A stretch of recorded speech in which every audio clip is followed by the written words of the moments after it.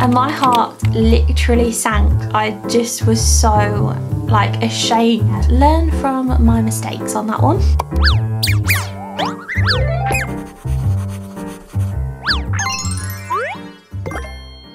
Hi guys, welcome back to a brand new video. I hope you're all doing really well. Today I'm coming at you with a slightly different video. It's not my usual studio vlog, but it's a video that I've been wanting to make for ages now. So if this is the first time you've seen me, I am Millie and I've been running my small business called Prints by Millie for almost 4 years now. I started it in the summer of 2020, so I'm going into my 4th year of business, and in this video I'm going to kind of sum up everything I wish I knew before I started, to hopefully help some of you guys out watching this who are hoping to start their small business or who have just started. So essentially, if I was going to start my small business now in 2024, I'm going to reel off 10 things that I wish I knew and that I'd want to know ready to start my small business. So I really hope this video helps some of you guys out, and let's get straight into it.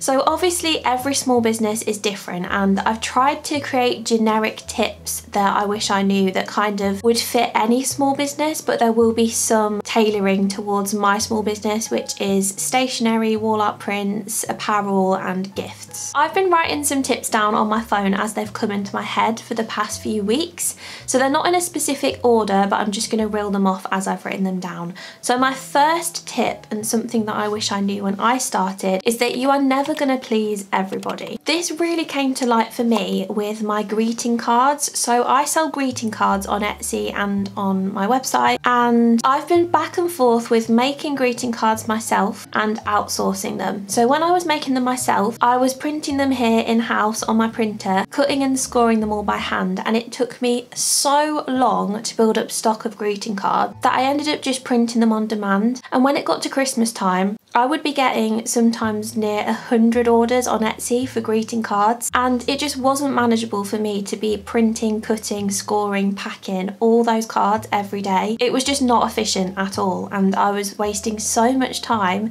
that it just wasn't worth it. It was actually after last Christmas, so not the one we've just had, the one before, Christmas of 2022. After that Christmas period, I just thought, it's really not worth it. I'm gonna outsource my greeting cards. And a few months later, I started doing that. It is more expensive, but for me it's more worthwhile because it saves me so much time, which sometimes is more valuable, isn't it, than money. So yeah, that's what I decided to do. So when I was making my greeting cards in-house, they were printed on really thick card, matte card, but the printing quality wasn't amazing. It was good enough obviously to sell, I was happy enough with it, but it wasn't really vibrant. And when I started outsourcing my cards, they were so much more vibrant, but the cardstock is slightly thinner and it's on a satin finish, still thick enough that they stand up and is fine as a greeting card, but the quality is so much better, the print quality is so much more vibrant. So I was really happy with these, and I had so much great feedback. I used to get good feedback on my cards that I made, and I got good feedback on these, but when I was making them myself, I would get comments saying the print quality wasn't as good as they expected. And then when I started outsourcing the cards, people were saying the cards are a little on the thin side. And I just thought to myself, I don't know what to do here. Like, overall, the feedback on all of my greeting cards has been amazing, but there's always 1 or 2 people that comment, and they're the comments that stick in your head, as bad as that sounds. So yeah, just know that you are not going to please everybody, and as long as you are happy with the products that you are sending out to people, then that is fine. If you're generally getting really good feedback on something, then you need to take that on board and don't let the 1 or 2 people who are making you doubt your business entirely, don't let them win. So my second tip I've got for you is that it's okay to say no. It took me so long to accept this. I'm such a people pleaser and I would just say yes to everything. When I first started my business, I actually started as a pet portrait business. I've kind of moved away from this now, but I do often get the odd question asking if I do pet portraits. Now I will sometimes do them if I've got time, but more often than not, I don't have time to fit in pet portraits or custom orders. So I have to say no. As much as I want to say yes to the person, I just have to say no, else I end up just overwhelming myself with stuff that I need to do. And yeah, you just need to know that it's okay to say no, and people aren't going to think you are a terrible person for doing that. You need to make sure you look after yourself too.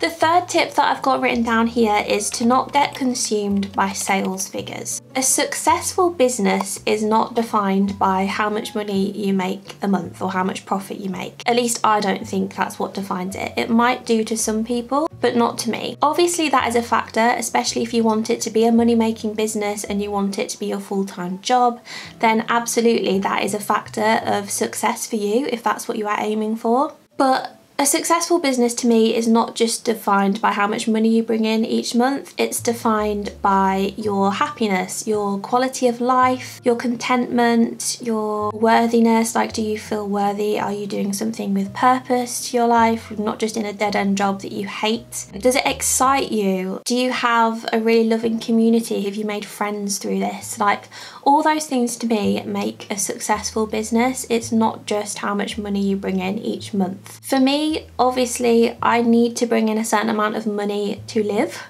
so that is important, but I just hate it when people have the mindset that if you're not making thousands and thousands of pounds a month, a year, then your business is not successful, because a small business is so much more than that. Some people just do it on the side of their everyday job as a hobby that they make a little bit of money from. Small businesses are different for everybody, and there's no kind of one shoe fits all, if you like. So yeah, don't get too consumed by sales figures. Obviously make this a focus and have something to work towards, but don't let your sales figures define how successful your business is. The next point that I've got written down kind of comes later on, so although this is a video for tips when you're starting your business, I've put this in here because it's something that I think people need to work towards, especially if they want their small business to be their full-time job eventually. So this tip is to try and build as many income streams as possible. So I know this sounds a little bit contradictory to what I just said, saying don't let sales figures consume your small business. It kind of is contradicting that, but it's not, because I'm just saying that if you want your small business to be your full-time job and you want to make a full-time income from your small business, obviously you do need to factor in how much money you are going to make a month, and this can be very unreliable. So to have as many income streams as possible is just such a good thing, because you have something to fall back on if something else doesn't quite go as well that month. So for example, I have income streams from my Etsy shop, my Shopify store, which is my website, my Patreon, YouTube ads, YouTube sponsorships, and craft markets. I think that is all my income streams. I really tried to think long and hard to make sure I hadn't missed anything, but I'm pretty sure that is everything. So what is that? 6 different income streams. Now I've been running my business for almost 4 years now. That is just insane to think of. Anyway, I've been running it for almost 4 years, so I kind of know roughly when the quieter months are going to be for my small business. So in my, I think it was either my 2nd or 3rd year, I think when I was going into my 3rd year of running my business, that's when I decided to do craft markets, because I thought that's an extra bit of money I can pocket and put back into the business that I wouldn't have had in previous years, so I can kind of use that to make up for the quieter months, if that makes sense. So yeah, just have as many income streams as you can, and you'll find it a lot easier to kind of navigate your finances. Well, at least I do, because it just means you have other things to fall back on, like I said earlier, rather than if you just have an Etsy shop. What would you do if your Etsy shop got suspended, which I know some shops have been getting suspended for absolutely no reason recently, which is very worrying. But that's just one example. Like, you don't then have anything else to fall back on. So yeah, I would just make sure you have at least kind of 2 or 3 different income streams, just so that you have one as a kind of backup for in case anything goes wrong. My next tip kind of falls nicely with that last one that I just spoke to you about. So my next one is to start a YouTube channel. So obviously this is not for everybody. Not everyone is going to want to put themselves out there and make a YouTube channel.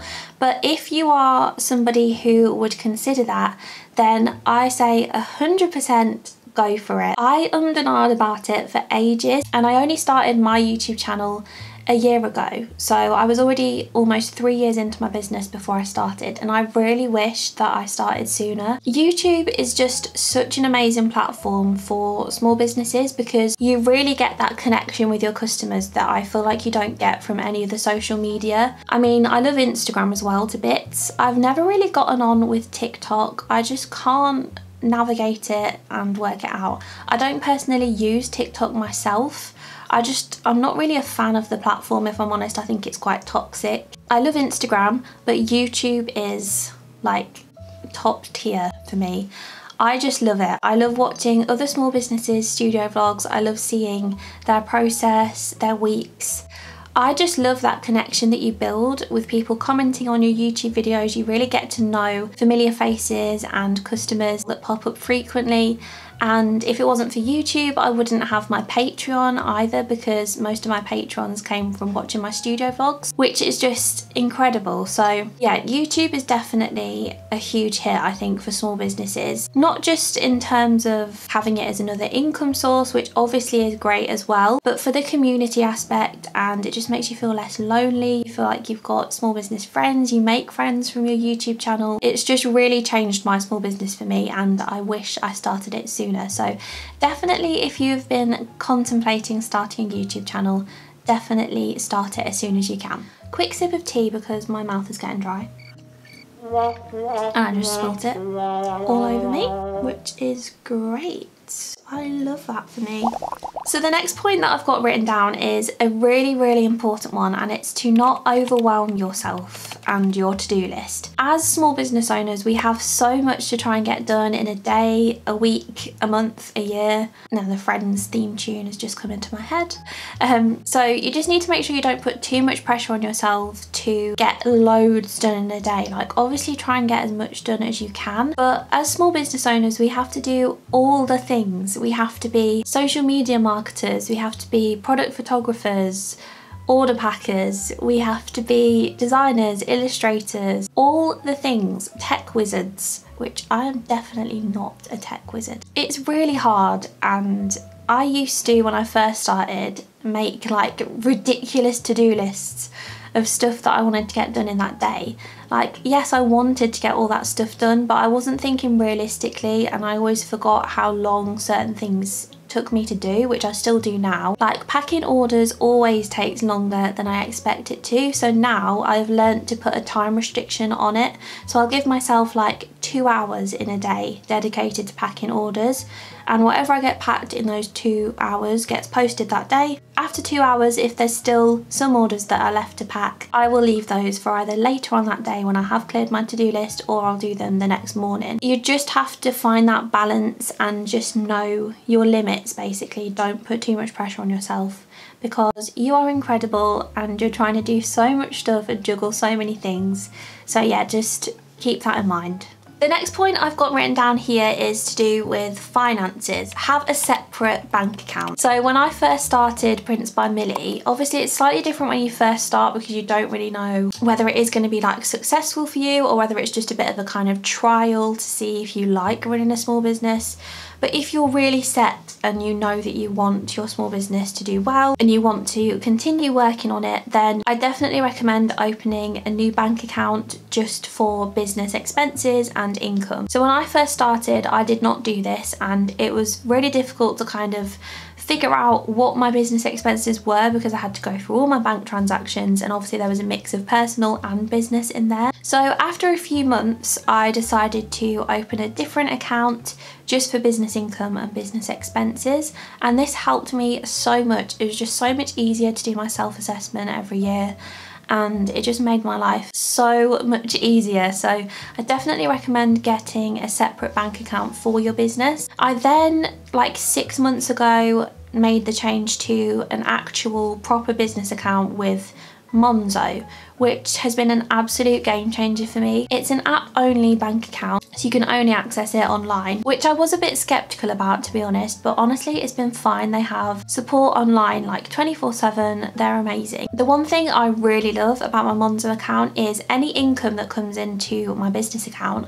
I've set it so that 25%, I think it is, automatically goes into a tax pot, which is linked to my account, so that by the time it comes to paying my self-assessment, my tax return, I should have enough money saved in that tax pot to pay my bill, which is amazing. You're not like scrambling around at the end of the tax year thinking, shit, where do I find this money from if you make over the threshold? So yeah, I definitely recommend getting a separate bank account if you can, and even better than that, get a business account with Monzo, or I know Starling are another business bank account as well. So yeah, definitely consider that. It makes a huge difference. So my next tip is to research and test all the materials you are going to use to make your products if you're making them yourself. So relating this to my business type, which is making stationery items. When I first started my business, I was using compatible inks for my printer. So basically this means I wasn't using Canon inks. This is a Canon printer. I was using cheaper inks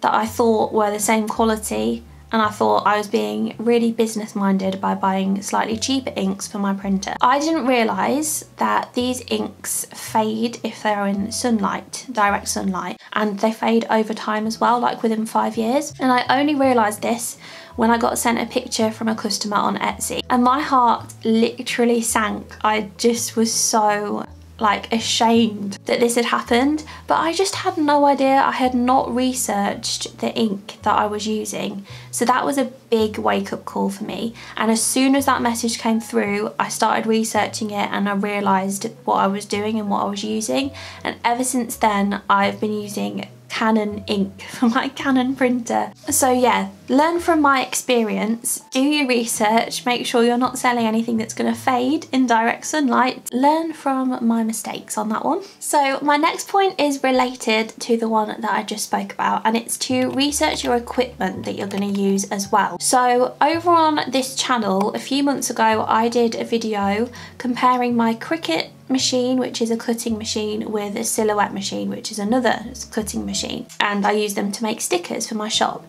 And basically when I was like a couple of years into my business, or it might have been just over a year into my business, I invested into a Cricut cutting machine to make my stickers with, because everyone seemed to have the Cricut Explore Air 2, which is the machine that I bought. I'd seen it everywhere and I just thought, yeah, that will be the perfect machine for making stickers because everyone has it. And I bought it and I was using it for a couple of years. I'd always had a love-hate relationship with my Cricut. It was really, really unreliable and just wouldn't cut my stickers half the time, which was great for a sticker cutting machine. And I then did some research and realised that Silhouette was another brand who did these cutting machines, and it seemed as though probably the same amount of people or more had Silhouette for sticker making. But because I'd seen so many people who I followed using the Cricut, I just assumed that that was like the only one out there, so I just went and bought that. But I hadn't researched the different types of sticker machines or cutting machines, and I really wish I did, because I probably would have just gone for a Silhouette in the first place, because oh my gosh, Silhouettes are so much better for sticker making.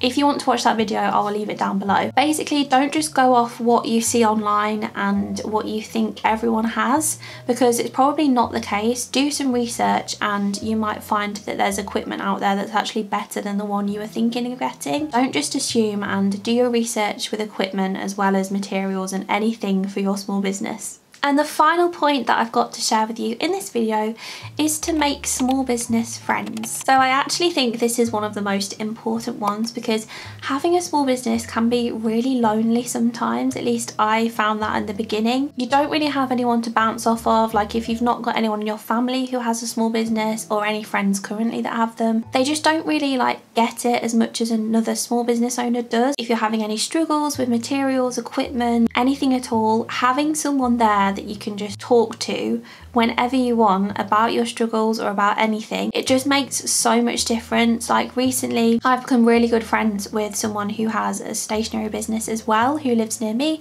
She's called Chloe from Hoppity Designs, who's probably watching this video, so hello Chloe if you are. I am talking about you in this video and I'm probably going to get a bit cringe, so be prepared for that. But basically at one of the craft markets I was at, she came up to my stall and said that she watched my YouTube videos, and she said where she lived, and I was like, oh my god, I literally live like really close to you, let's go for a coffee or something. And ever since then we've been going to coffee dates, like at Starbucks, working together, and we literally message each other like every day about stuff, not always business related, but having someone there that you can just literally say, right, this is not working, do you know why? Like, we both have silhouette machines, for example, so if it's playing up, we'll literally be like, why is it doing this? Do you have any idea? And yeah, we're just always there for each other, and I think having someone like that is just so valuable. Like, having a friend, a really good friend who is also kind of doing the same thing as you is just amazing. So really try, if you can, to make as many small business friends as you can. They obviously don't have to be in your niche, like stationery, for example, is mine. Chloe also does stationery, but it doesn't have to be like that. Just having people around you that you can contact and just get things off your chest with is so important. So yeah, definitely make sure you do that if you can, so you are not alone. And that is it for this video, guys. I really hope you have found it useful. I feel like I've repeated myself a little bit, but there was just so many points that I wanted to cover. There was 10 in that whole video. Some of them kind of cross over a little bit, but they're the ones that I wish I knew when I first started. And if I was starting a business, this business or any business in 2024 right now, these are the tips that I would like to know to get started. So if you are watching this and you are thinking about starting your small business, or if you have just started out, I really hope you found this helpful. Please let me know in the comments if you did, because I'd love to know if it's impacted any of you. If you are new around here, like I said at the beginning of the video, I usually post studio vlogs to this channel every week. So if you like that kind of content, please make sure you subscribe so you don't miss any more future videos. And if you could also give this video a like so that I know you enjoyed it, I can make more videos like these in the future, and also it helps to push these videos out to other people who like this kind of content too. Thank you so much for watching, and hopefully I will see you very soon in my next video. Bye guys!